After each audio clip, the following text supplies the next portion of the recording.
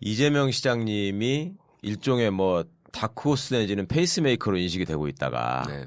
진짜 이제 대권 주자로서 됐구나라는 걸 저는 개인적으로 어떻게 느끼냐면 집사람이 저 생협 활동을 좀 열심히 해요. 네. 근데 이제 그 주위에 있는 분들이 저게 남편이 누구다라는 걸 아는 분들이 많단 말이죠. 네. 그분들이 요즘 들어서 생긴 현상이 뭐냐면 니네 남편은 누구를 지지한다고 하느냐라는 거를 그렇게 물어본대요. 집요하게. 네. 그러니까 그 전까지는 예를 들면 당연히 문재인이겠거니라고 생각했던 사람이 선택지가 하나 생겼다. 성격적으로 볼 때는 이재명 시장하고 더 가까울 것 같은데 이재명 시장 저렇게 올라간 거에 말하자면 너네 남편도 환호하지 않느냐 이런 식의 질문을 한다는 거죠. 그러면 그만큼 시장님한테 어떤 거는 기대나 이런 것들이 폭발하고 있는 거예요. 네. 폭발하고 있었어요. 근데 그러다가 최근 좀 이렇게 떨어지고 있단 말이죠. 네. 네. 처음 이제 여론조사에 다운이 되니까 봐라 이제 사이다는 김이 빠지는 거다. 이런 얘기들이 나오기 시작했단 말이죠. 이거 이제 어떻게 받아들이세요? 앞으로 계속 그렇게 빠질 것 같아요. 이른바 이제 조정 국면에 들어갔다고 조정 보는데 국면에 당연히 들어가고요. 사람들 마음이 그러니까 저는 대중들을 하나의 인격체로 진짜 취급을 합니다. 예. 저는 민주주의 국가에서 주인이 진짜 주인으로 취급받아야 되고 예. 또 그렇게 상태를 만들기 위해서 저는 노력해봤거든요. 예. 앞으로도 그럴 거고 거기서 제가 어떤 역할을 하냐는 중요하지 않습니다. 뭘 하든지 상관없으니까요. 그런데 사람들이 누군가를 딱 처음에 발견을 했어요. 예. 사람이. 그러다 보니까 전에 못 보던 사람인데 괜찮아. 와 어쩌다 했는데 자세히 들여다보니까 이번에 때도 좀 묻었고 그래서 다시 또 연구해요. 예. 그다음에 또 판단 또 다시 하죠. 이제 이런 단계들이 자꾸 반복되죠. 대중들도 마찬가지죠. 처음 보는 사람이잖아요. 정말 이상한 사람이 얘기해 보니까 무슨 뭐 기초단체장인데 이게 있을 수 없는 일이 벌어져서 막 다른 사람이 또 좋다고 하니까 나도 와 괜찮은가 보다 이렇게 보고 있는데 보니까 흠이 좀 있거든요. 네. 예, 또 그 흠들 또 확인하고 또 그 다음에 또 다시 판단하고 이런 과정이 또 계속 진행되고. 정의당을 지지하시는 분들이 아무래도 조금 더 선명하잖아요. 네. 그런 분들 입장에서 볼 때는 이재명이라는 분이 굉장히 환호할 만한 대상으로 보는 게 맞는 것 같아요. 구통합진보당 그 지지자들. 아니 지금 말하는 건 아니 그러니까 정의당도 있고 통합진보당 지지자들은 지금 갈 데가 없잖아요. 근데 그쪽에서도 이재명 시장에 대한 지지가 압도적으로 높죠. 통합진보당은 확인할 길이 없는데. 있죠. 그래? 우린 같이 활동하는 사람도 있잖아요. 아 그래요? 예. 주도적인 사람들. 국민의당 지지자들 중에서도 그러니까 얼떨결에 국민의당 지지를 했지만 소위 안철수 씨가 마음에 안 들어서 그리고 자신의 정치적 지형과 안 맞아서 박지원 씨의 플레이가 마음에 안 들어서 그다음에 이게 민주당으로 가는 게 아니라 이재명 시장님한테 가는 경우가 많다는 거예요. 그렇습니다. 그러다 보니까 이제 인터넷에서는 정의당에다가 오히려 아니 당신들은 도대체 대권 후보가 누구냐? 왜 이재명한테 환호하는 거냐? 이게 니네 당이냐? 이런 얘기도 나오고 있고. 근데 반면에 이제 민주당의 정통적인 지지자층에서는 아직도 문재인 후보에 대한 지지가 그러니까 문재인 대표에 대한 지지가 이제 대부분이고 오히려 이제 그 와중에 이재명 시장님을 미워하는 분들이 생겨나고 있단 말이죠. 저 양반이 말하자면 내가 그렇게 지지하고 염원하고 사랑하는 문재인 후보를 흔드는 거 아니냐. 이것도 사실은 좀 일종의 딜레마기도 하고 이상하기도 하고 좀 극복해야 될 지점이기도 하고 한데. 예. 이제 뭐 협력적 경제 관계죠 원래 당내 관계라고 하는 게 결국 하나의 팀원이고 정치는 저는 개인 플레이가 아니라 이제는 1인 경기가 아니고 저는 팀 플레이라고 보거든요. 그건 저는 대중을 보는 시각하고 사실은 관련이 있어요.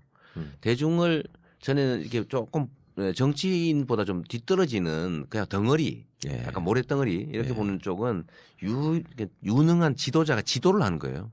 그럴 때 한 명이 지도를 하는 거죠. 끌고 가는 거니까.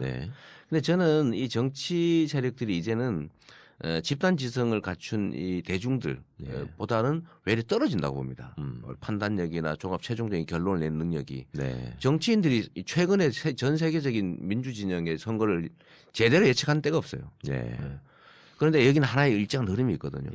저는 그래서 여전히 확신하는데 지금처럼 대중이 자기 집단 의식을 표출하는 시대에는 자기를 대표하는 대리인이 나보다 뛰어나서 나를 끌어주기를 바라는 게 아니라 자기들이 원하는 바를 잘 서포트하길 바라거든요. 네. 그러니까 요구되는 리더십의 유형이 지도형이 아니라 서포터라는 거예요. 서번트 리더십을 요즘은 대중들은 요구한다고 봅니다. 예. 그러니까 자기 대중들 입장에서는 자기들 의사를 잘 충직하게 반영해 줄 사람을 원하는 것 같아요. 그러면 그 충직하게 대중의 뜻을 잘 반영할 사람들을 혼자는 할 수 없는 일이니까 역할을 나눠가지고 잘 바치는 게 전 정치의 이제 역할이 되었다고 봅니다. 그래서 이번 뭐 대선이든 정당 정치든 팀 플레이가 진짜로 중요하고 예. 역할을 나눠야죠. 역할을 나눠서 전체 역량을 키우고 그걸 통해서 세력을 교체하는 게 중요한 일이라고 보는 거예요. 그래서 당내에서 그 얘기도 뭐 얼마 전에 그 무슨 뭐 반문연대를 뭐 했느니 네, 그런 네, 얘기가 네, 나와서 제가 네, 정치적 네. 타격을 좀 많이 받았어요. 네, 진짜 그런 그렇죠. 사람 돼버렸거든요. 네. 근데 보시면 알지만 저는 그 이전에도 그렇고 지금 그 후에도 그렇고 네. 여전히 좀 팀 플레이가 중요하다고 하는 거고 그날은 이제 뉴스 김현정 뉴스소 그 김현정 앵커가 뭐 기사를 하나 만들어야 될 필요가 있는데 집요하게 계속 그 질문을 한 거예요. 근데 그때 제 예. 답도 문재인 후보는 5골씩 넣는 우수한 공격수다. 네. 그런데 수비수들이 골키퍼가 공 잘 못 막아가지고 7골 먹으면 지는 거다. 네. 그러니까 전체 팀원들의 역량을 강화해야 된다. 그리고 박신양 하고도 만났고 안지 사람도 만날 거고 또 뭐 예를 들면 문재인 김부겸 의원하고도 만날 거다. 그랬더니 그 문은 어떻게 하냐? 아 거기 엄청나게 세지 않냐? 그러나 결론적으로는 팀으로 같이 가야 된다라고 얘기했는데 그 뒷부분을 딱 잘라버린 거예요. 그건 읽어보시면 알지만 전문을. 근데 이거를 이제 그 중에 일부 그러니까 마이너 그룹들의 역량을 강화해야 된다. 이거를 역량을 강화해서 그 메이저를 꺾어야 된다. 이걸로까지 이제 해석을 해버린 거죠. 언론은 갈등을 조장해야 재밌으니까. 물론. 근데 이제 그 얘기를 좀 매듭을 짓자면 이렇게 받아들여도 되겠어요? 제가 미국에 저희가 지난주에 이제 교민들 초청으로 다녀왔는데 네. 미국 계신 분들도 똑같은 얘기예요. 싸우지 그러니까 이제 저렇게 싸우게 되면 예전에 또 죽 써서 개 주는 꼴 되는 거 아니냐는 걱정을 하시는데 제가 그때 그렇게 답변을 드렸거든요. 과거에 김대중, 김영삼 시절이나 그다음에 문재인, 안철수 시절에 가까운 이거는 보면은 경쟁만 하지 사실은 협력할 수 없는 관계였던 것이다. 그렇지만 내가 보기에 적어도 문재인, 이재명, 안희정, 박원순은 경쟁을 하면서 협력해가는 관계일 거라고 나는 확신한다. 네. 그렇게 답변을 드렸었는데 그럼요. 그거는 그래서 정답인 제가 겁니까? 그날도 그렇게 네. 얘기한 거예요. 네. 경쟁적 협력, 협력적 경쟁을 해야 된다라고 그 명확하게 얘기한 거예요. 네. 얘기인데 이제 이거를 반문연대를 거부한다 이래버리니까 제가 반문연대 한 사람이 돼버린 거예요. 근데 이제 시장님이 어쨌거나 지금 보면은 이제 반기문도 떨어뜨리고 2등이 되실 정도로 이제 떠오르다 보니까 일종의 이제 그 검증 내지는 음해가 이제 시작된 것 같아요. 말 조심해야 되는데 네. 옛날 생각하고 했다가 당한 거죠. 그러니까 이제 잠깐 얘기 말씀드렸지만 뭐 가천대 얘기 무슨 석사 논문이 표절이나 어쩌네 또 나오더니 이제 예전부터 있었던 뭐 음주운전 전과가 있다. 뭐 음주운전 한 건 사실이니까 그건 뭐 깔끔하게 잘못했다고 인정하죠. 또 이렇게 형수님 아무리 그래도 형수한테 이렇게 쌍욕을 할 수 있느냐 뭐 이런 얘기들이 나오고 집안에서 이제 뭐 또 이런저런 얘기들이 나오고 형님 조카가 뭐 글을 써가지고 뭐 계속 써갖고 올리다. 끝까지 뭐 어떻게 하겠다라는 식의 나오고 이제 이런 것들이 여러 가지 얘기들이 나오고 있는데 어떻게 설명하실 수 있어요? 네, 그런 것들도 사실은 이제 뭐 제가 언론사는 저한테 소송 안 당한 언론사가 없습니다. 저는 기자, 뭐 패널, 방송사, 언론사 다 걸거든요. 예. 제가 뭐 100개 차명진이한테 제가 700만 원 받았는데 차명진도 사과도 했잖아요. 사과도 공개 사과. 예. 근데 이런 거를 하니까 이 사람들이 보도하는 사람들은요 신경을 씁니다. 얼마 전에 그 종편 패들이 황장수인가 예. 그 양반이 그랬대 이재명 시장을 발언할 땐 조심해야 된다고. 그 얘기 쪽지 받았다고 또 그걸 깠더라고요. 예. 그게 무슨 소리냐면 이재명은 발언 말 잘못하면 바로 소송 들어온다. 소송 들어오면 피곤하거든요. 네. 그러니까 제가 이걸 철저하게 지금까지 일부러 해오는 거예요. 사실이 아닌 얘기를 지적한다든지 또는 뭐 과도한 비방을 한다든지 하면 바로 문제 제기를 한다. 실제로 예를 들면 제가 뭐 종편뿐만 아니라 뭐 언론사 중앙일보 뭐 제가 안 건 데가 없어요. 네. 그래서 조심하는 거예요. 그러니까 비판하는 측에서는 정치가가 크려면은 대국적으로 포용하고 정치적으로 푸는 문제도 있어야 되는데 저 사람은 변호사 출신이니까 무조건 소송을 건다. 그러니까 그리고 또 이제 안상수 전 지금 창원시장인가요? 예. 그 양반은 옆집에서 개가 짖는다고 10번인가 이렇게 또 고소를 했는데 게시는 댓글 거 고소는 죄가 안 되지. 아니, 그러니까 댓글을 보면 그러니까 이게 법률적 지식을 아는 걸 갖고 물론 저들이 잘못했지만 계속 고소하는 게 지금은 속 시원하고 좋지만 과연 이거를 다 모든 사람들이 다 저렇게 고소하면서 살 수 있느냐 이렇게 이제 비판하는 측의 얘기도 상당히 설득력이 있단 말이에요. 그런데 저는 예를 들면 어떤 정치적 지위를 가지려고 예. 이 일을 하는 게 아니고 예. 그것도 하나의 수단에 불과한데 대의민주주의 사회에서 허위 사실을 유포하는 거는 예. 이건 대의민주 체제 자체를 망치는 거예요. 저는 부정부패보다 더 나쁜 게 주권자를 향한 거짓말이라고 봅니다. 왜냐하면 이 시스템 자체를 망가뜨려요. 네. 그러니까 서양의 예를 들면 발전한 민주주의 사회에서는 정치 지도자들이 거짓말한 게 더 심각한 문제가 되잖아요. 예, 그렇죠. 그게 그런 이론적인 이유가 있는 겁니다. 그래서 제가 예를 들면 저한테 욕하는 거 저 고소하지 않아요. 예. 비방하는 거 고소하지 않습니다. 욕할 수 있지요.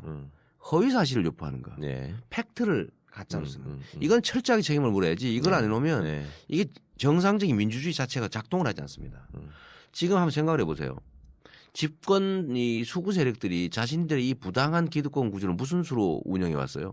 거짓말로 대중들을 속였던 거잖아요. 네. 거기다 책임을 묻지 않았기 때문에 그래요. 그리고 예를 들면 있을 수 없는 부정한 행위에 대해서 사람들은 정치적 이유로 다 용서해 줬어요. 네. 그래 놓으니까 어떻게 되냐면 지금도 박근혜를 믿고 있습니다. 시간 끌고 이러면 우리 살아날 수 있다. 다 처벌 안 받고 옛날에 우리 자기들 선배 아버지들이 다 했던 것처럼 절대로 책임지는 일이 없을 거라고 믿고 있다고요. 예. 그래서 버텨요. 이거를 고치지 않았기 때문에 생긴 일이죠. 예. 그러면 한참 사그라들었다가 요새 다시 스멀스멀 올라오는 시장님 불륜설 뭐 이런 것도 똑같은 그럼요. 허위 사실 저걸로 불륜설 대처하시겠네. 얘기는 그거는 본인이 아니라고 뭐 2번씩이나 네, 공개적으로 네, 썼던 네. 거니까. 예. 그것도 저를 적시하지도 않잖아요. 예. 그러니까 사실 형사 고소도 안 돼 이게. 나라고 한 일이 없어. 하면 더 이상한 사람 되는 거예요. 그렇죠. 그렇잖아 그게. 그냥 추측하는 정도인데. 네. 그래서 그런 것들은 이런 그야말로 집단 지성 예. 속에서 다 정리되죠. 그거 보면 알지 뭐. 그런데 내가 가천대 얘기 하나 할까? 그걸 궁금해서 아까 하시던 얘기인데. 예. 가천대 얘기는 제가 잘못 표현한 거 맞습니다. 네. 잘못 표현한 데 맞는데 사실은 가천대와 경원대에 묘한 관계가 있어요. 같은 학교 아니에요? 같은 이름만 학교인데 바꾼 거잖아요. 예. 이 가천대는 경원대를 큰 학교를 집어삼킨 거죠. 이름을 뭘로 할 거냐 가지고 한국에 엄청난 길병원이 문제- 경원대를 인수하면서. 인수하면서. 예, 예. 그러니까 경원대란 이름을 지키려는 동문들하고 가천대로 바꾸려는 재단 측하고 치열한 싸움이 있었습니다. 예. 그래서 저는 경원대 이름을 유지해야 된다고 싸우던 쪽이죠. 예, 저도 동문이었으니까. 예. 그런데 사실은 나중에 가천대로 이름을 바꿨고 예. 가천대가 뭘 했냐면 저의 논문 문제로 국정원하고 장난을 치기 시작한 거예요. 선거 때. 시장 선거 때. 네, 시장 선거 때. 옛날 그 구원을 바탕으로 해서 네. 그렇다는 거예요. 그때 뭘 했냐면 학칙을 위조했어요. 왜냐하면 5년 지난 건 심사 불능이라고 돼 있는데 이거를 심사했다고 예, 예, 가짜 회의록도 만들고 거기에 맞추기 위해서 학칙까지 가짜로 만들고 그리고 언론 부회를 4번인가 5번 막 했어요. 냄새를 피웠지. 표절한 거. 아니 표절 확정됐다고 막 내고 곧 취소할 거라고 내고 막 예. 언론 플레이가 저를 죽이려고 했던 거라니까. 선거 때까지 선거 일주일 전까지. 예. 그런데 결국 다 거짓말이었던 거예요. 그 최근에는 또 자기네 그렇게 한 적 없고 이거 없다고, 표절 아니다라고 또 표절 아니라고 발표했더라고. 발표했죠. 예, 예. 뭐 심사위원회 받은 문제가 없다. 예. 그거 발표했어요. 왜냐하면 그게 사실이니까. 근데 그때 당시 그렇게 공격을 해가지고 그건 이제 발표되기 전인데 제가 가천대 재단에 대해서 감정이 엄청나게 안 좋죠 사실. 네. 근데 그러다 보니까 이제 그런 이제 실언 뭐 잘못된 말을 한 거죠. 변명할 일은 뭐 아니지만 하여튼 가천대와 경원대 관계는 그런 묘한 문제가 좀 있어요. 예. 하여튼 뭐 그건 책임을 질 수밖에 없는 얘기고.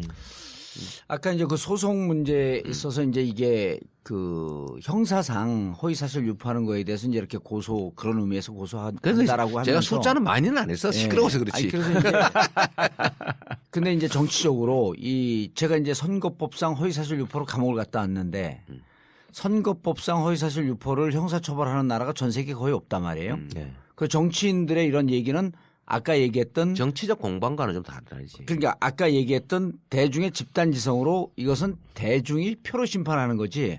그래서 허위사실 유포라고 하는 것을 자꾸 형사적으로 걸어버리면 이게 언론의 자유 표현의 자유를 침해할 수 있다라고 하는 이런 또 비판도 있거든요. 그러니까 그 점이 예를 들면 예. 정치적 공방하고 예. 음해하기 위해서 팩트를 왜곡해서 발표하는 건 전 다른 거예요. 예를 들면 경계가 애매모호하잖아요. 경계가 근데. 애매하죠. 그렇다고 예. 해서 그거를 경계 애매모호하다는 이유로 명백한 허위사실 유포를 방치하면 방치할 수 그 없다. 사회가 뭐가 됩니까? 예.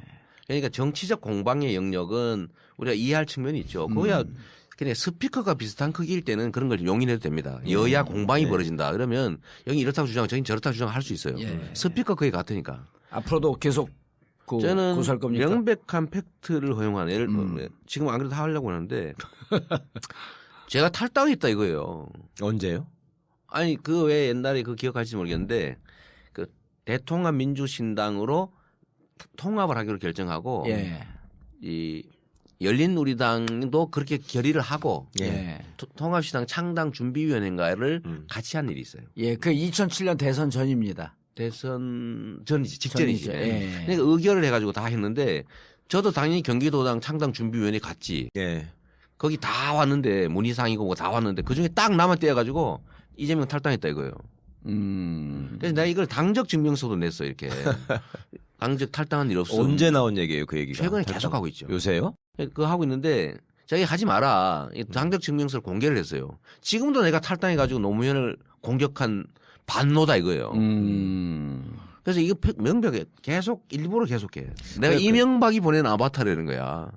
그거는 좀 금방 정리될 문제인 것 같고 오히려 제가 계속해. 보기에는 예전에 정동영 지지에서 활동하실 때 차떼기 사건이 있었잖아요. 차떼기만 있었어요. 그다음에 그 박스떼기. 그때 박스떼기가 박스떼기지, 있었고 박스떼기. 응. 차량 동원 그것 때문에 저하고 싸운 거 아니에요. 그러니까 예. 그거는 어떻게 지금은 좀 근데 반성하시는 거예요? 아니면 그때 근데 팩트가 잘못된 거예요? 그거는 그때는 나는 응. 이제 그 경찰서에서 만났거든요. 우리 경찰서 만났지. 경찰서에서 이제 나는 그때 처음 보셨다며. 네. 그때 처음 봤죠. 그럼 나는 그 안민석 지금 김용주 의원 예. 그 환경노동위원장인가요? 한노위원장인데 서울시당위원장 아니야 지금? 그렇지 서울시당위원장인데 그 조선호텔에서 맥주 한잔 먹고 있는데 제보가 들어온 거예요. 12시 다 돼갖고 정동영 일파가 전교서 차량이 모여들고 있다. 그건 자원봉사자들 차였어. 아니 그러니까 근데 이제 막 그때는 지역 표시가 되는데 전북차가 많이 왔어요. 예. 전북차가 물론 자원봉사라고 일 수도 아니 있고 자기 차야 그러니까. 그러니까 자기 차인데 그걸 이제 그 다음 날 이 당원들을 실어 날리기 위해서 차량이 왔다 이제 이렇게 제보가 들어와서 네. 지하실에 거기가 지하실 큰 광당 식당인데 안민석이 살살 꼬시더라고 가자. 근데 그 뭐 덮치러 가자고? 영주 누나가 덮치러? 덮치 현장을 네, 가자. 네, 이제 우리 네. 늘 현장주의니까.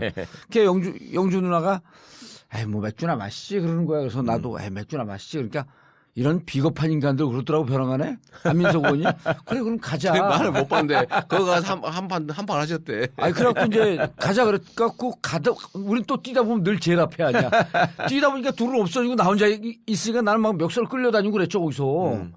그러니까 정동영 지지자들한테 잡혀서 끌려가. 들어갔더니 정동영 지지자들 한 3,400명 있는데 딱 들어갔는데 거기서 그냥 그럼 얼른 꼬랑지 내려 나와야 되는데 니들 다 죽여버린다 그래서 거기서 이제 활개를 치니까 멱살 짚고 질질 끌려갖고 이제 싸움이 나갔고 경찰서에 갔더니 네. 법률 자문으로 이재명 변호사가 그때 와 있었던 거야. 네. 나중에. 그네 현장에 없었고 이제 그 경찰서로 그렇지 고소를 했다 경찰서로 그래가지고 왔지. 내가 간 경찰서로 거예요. 왔지. 네. 근데 이제 나는 그때 법률 자문위원 줄 알았더니 이 정동영 팬클럽 회장이었어요. 그때 당시에 정통들이 내가 회장이었던가? 정통들. 지금 몰라. 기록 보니까 뭐 회장이었다. 회장은 정통 했었지. 회장이었다 그러더라고. 그때 회장인지 그 후에인지 뭐 잘 모르겠어요. 네, 회장은 했어요?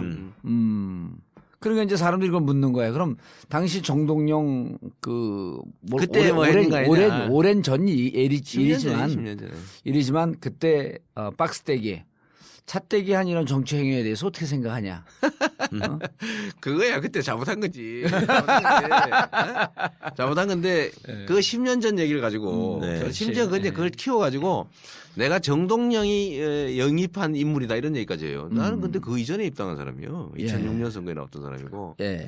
2007년 뭐 그 이후에는 저는 뭐 예를 들면 그 뒤로는 완전히 끊어지신 거예요, 정동영 의원하고는? 끊어졌죠. 그 다음에는 뭐 제가 정세균 의장 조직 책임자였잖아 경기도. 그랬어요? 그 이후에는? 그럼. 아니 당원이 상황에 따라 자기 판단에 따라 행동하는 거지. 그럼 한번 묻겠다고 뭐 졸도 아니고.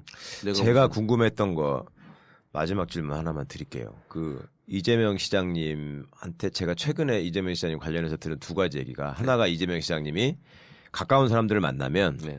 나는 야당에서 무조건 2등 안에 든다. 그리고 2등이 되면 반드시 결선에 가서 들어간다. 내가 1등 할 것이다. 이런 말씀을 공언하신다는 얘기가 있는데 그 말씀을 실제로 공언하시는 건지 하고 그런 자신감이 있으신 건지가 첫 번째고 두 번째는 이재명 시장이라는 분이 지금까지 어떻게 보면 그 사이다 같은 발언으로 그다음에 이제 시정을 통해서 보여준 성과 이런 것들이 결합되면서 이제 그 지금 지지율을 가져왔는데 이분이 대선 후보로서 대권에 도전하려면 주변에 있는 사람들이 지금 너무 취약하다.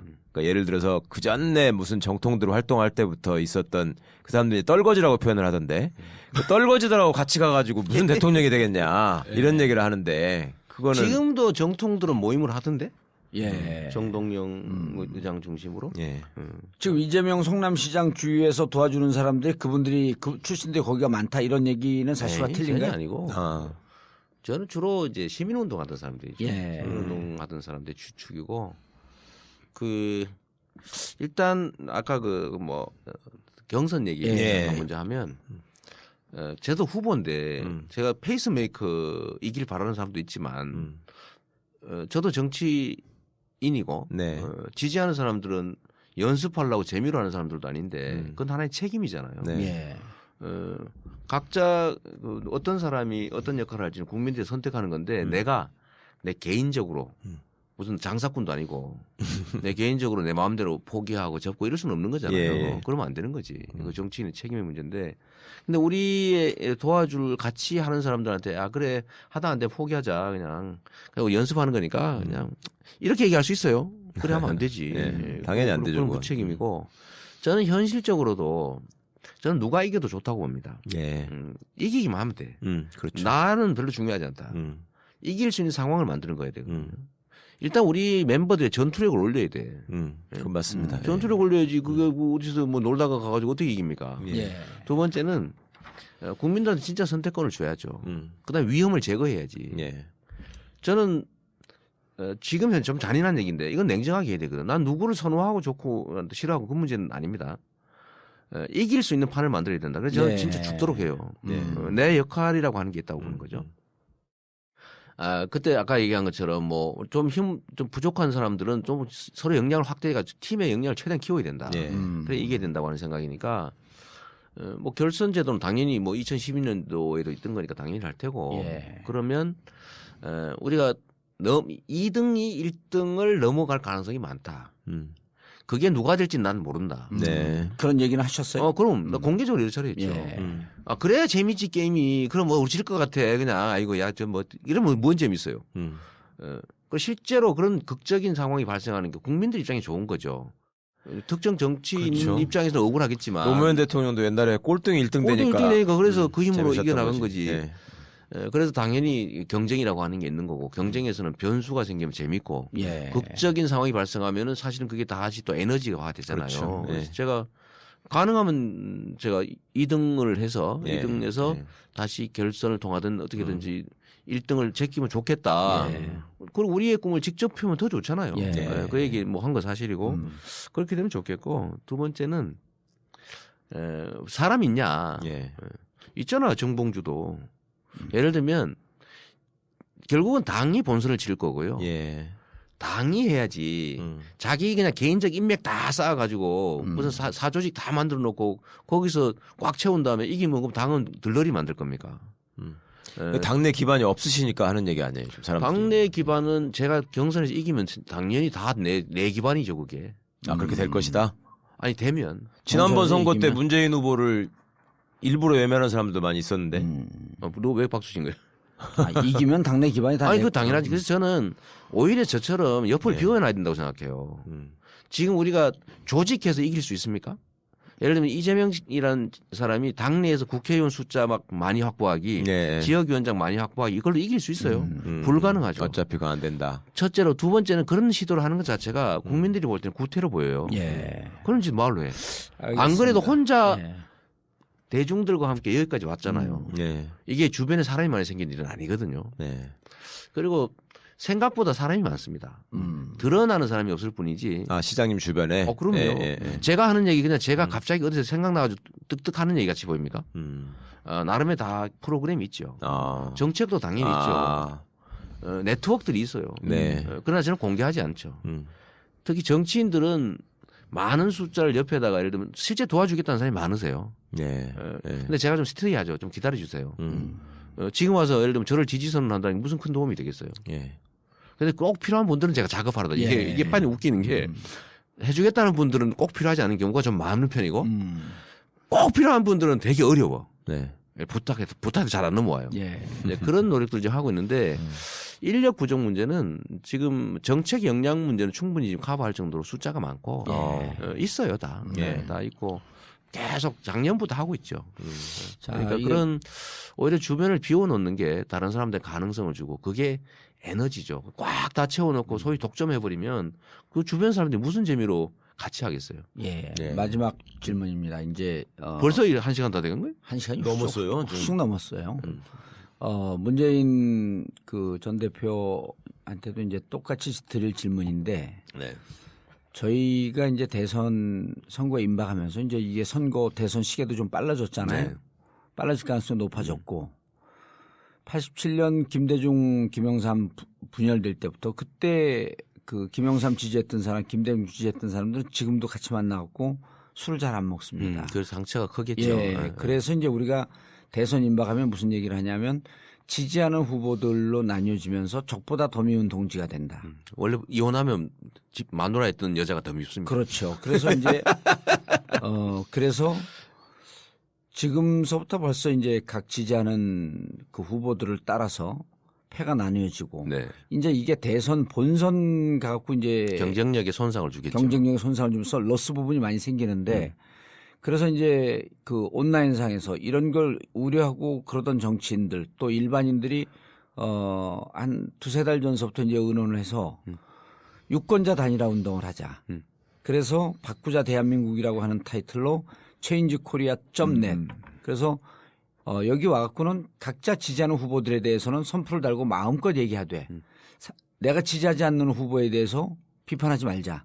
그리고 일정 시점 지난 다음에 이렇게 10만이고 50만이고 100만이고 모여서 정책 검증도 해보고 누가 우리가 지지하는 후보로 가장 적합할 것인가라고 하는 것을 우리 내에서 예비적으로 한번 투표를 해서 결정을 하고 그리고 그렇게 해서 결정된 후보를 전폭적으로 돕자. 이런 운동이 일고 있거든요. 재밌네요.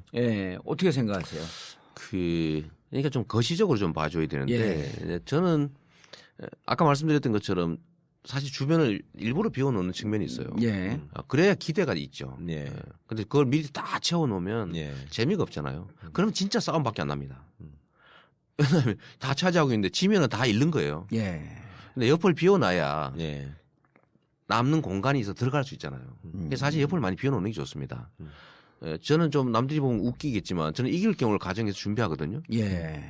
질 경우를 가정해 준비하지 않습니다. 그런데 만약에 이긴 다음에 지지자들이 협력을 안 해주고 원수를 사가지고 다 떨어져 나가면 본선에서 이길 수 있어요. 못 이기지. 그래서 제가 자주 저는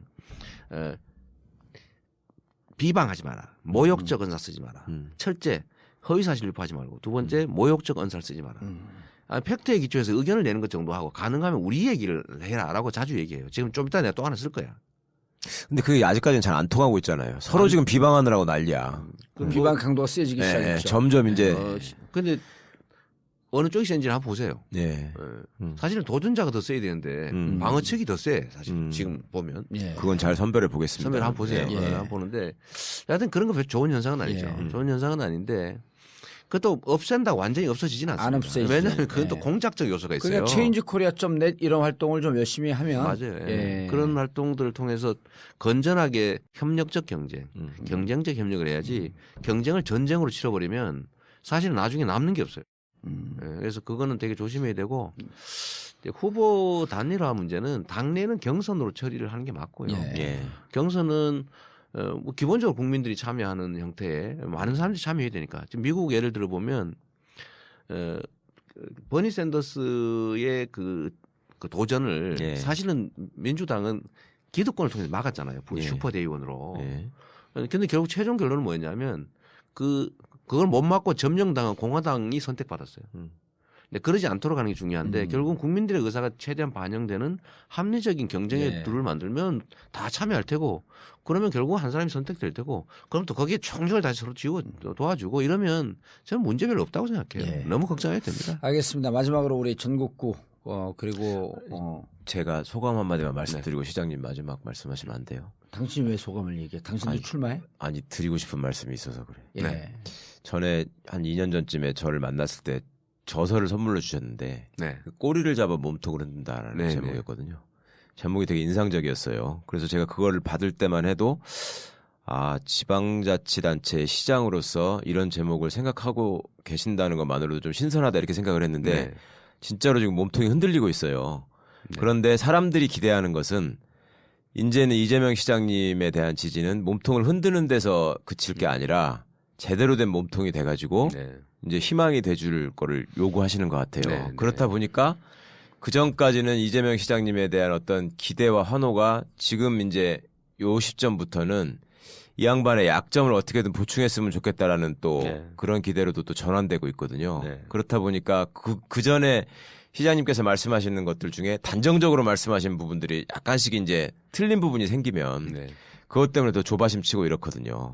그러니까 그런 부분들을 시장님 스스로 극복해 나가시면서 그것도 한편으로는 아까 이제 대중을 섬기는 서번트 리더십에 대해서 말씀을 하셨는데 이번에 제가 최순실 사태를 겪으면서 한 가지 모순대점을 발견한 거는 여론조사 전문가들이 조사를 해보면 가장 국민들이 분노한 지점이요. 나보다도 훨씬 못한 것들이 소위 말하면 강남 아줌마, 호빠의 무슨 마담 뭐 이런 사람들이 모여가지고 내 머리 위에서 국정을 농단했다더라 이게 열받았다는 건데요. 수치심이죠. 그러면은 한편으로는 또 이 양반들이 엘리트 추수주의가 있단 말이에요. 나보다 나은 놈들이 나를 지배하는 거는 내가 용납하겠는데 나보다 못한 것들이 하는 거는 못하겠다.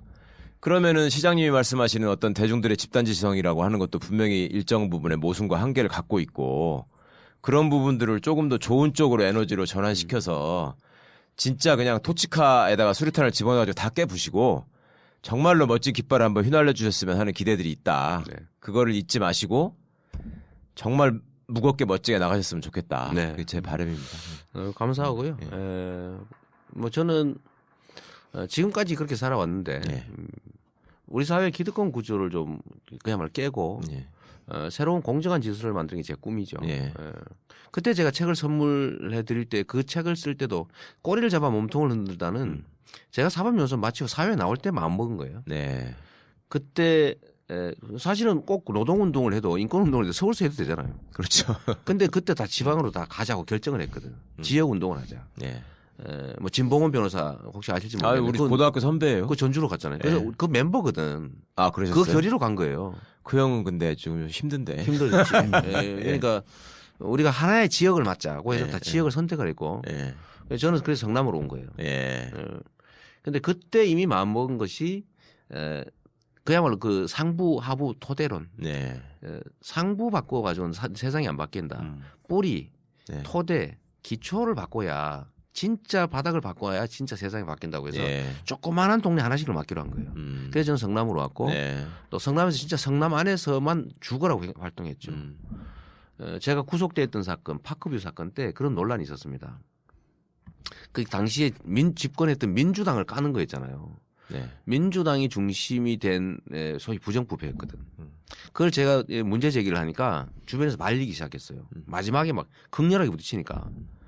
그때 뭐라고 했냐면 이게 지역에서 당신이 하는 말이 맞긴 한데 자꾸 그 문제를 지적하면 민주당이 정치적 타격을 받아가지고 전체적으로 우리 진영에 손실이 온다. 라고 해서 저를 말렸고 사실은 거의 대부분이 그 설득에 떨어져서 다 나가버렸어요. 저하고 정말 손에 꼽을 만큼 하면 나머지 몇 사람만 남아서 끝까지 싸우다가 결국 제가 감옥을 가버렸는데 그때 제가 마지막 결정을 했습니다. 이 말 둘 중에 하나거든요. 내가 생각하는 그야말로 이 지역적 정의라고 하는 게 전국적 정의에 관철이 될 수 없다면 그럼 내가 이때까지 살아온 10수년의 내 삶은 뭐냐 도대체. 그래서 결국 그때 그냥 끝까지 가버린 거예요.